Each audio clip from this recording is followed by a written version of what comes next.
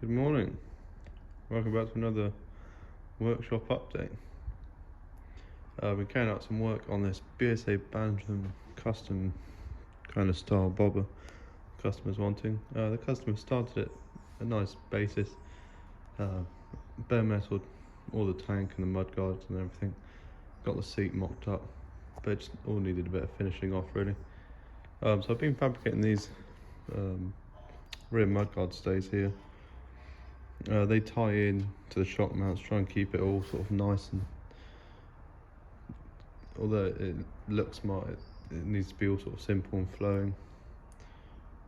No sort of unnecessary bulky parts. And then on this side I've tied it into the tail light number plate mount. Problem is you look from the rear and it still looks offset because the frame itself isn't equal to allow for the sprocket.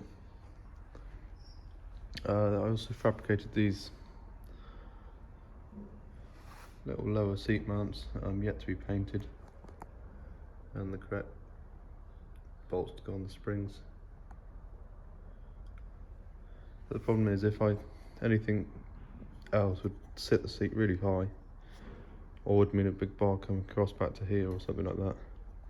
So these are quite a neat, simple solution.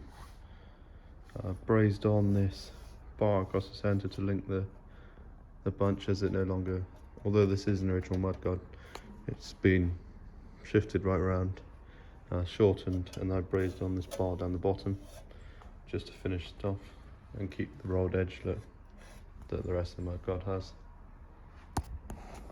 Front end has all been rebuilt. When I got it, the fork legs were at different lengths.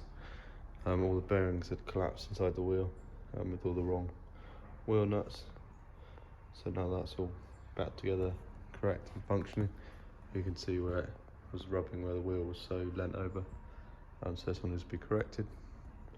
Headlight, machined some little spacers either side, as it was just pulling these brackets in too tight and just digging straight into the side of the light here, which would have cut through. Another machine detail, this little cable stop for the throttle. If I can get it to focus. There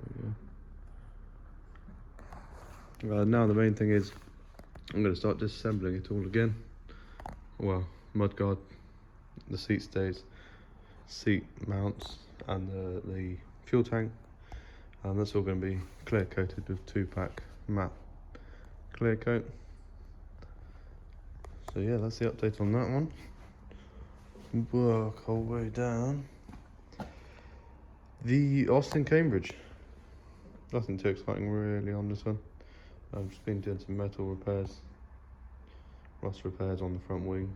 You can see I've got to do a quick whiz around.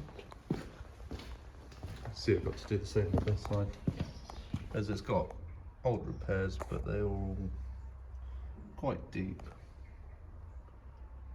and they don't look the best. They serve their purpose in the day, but we could do better than that nowadays.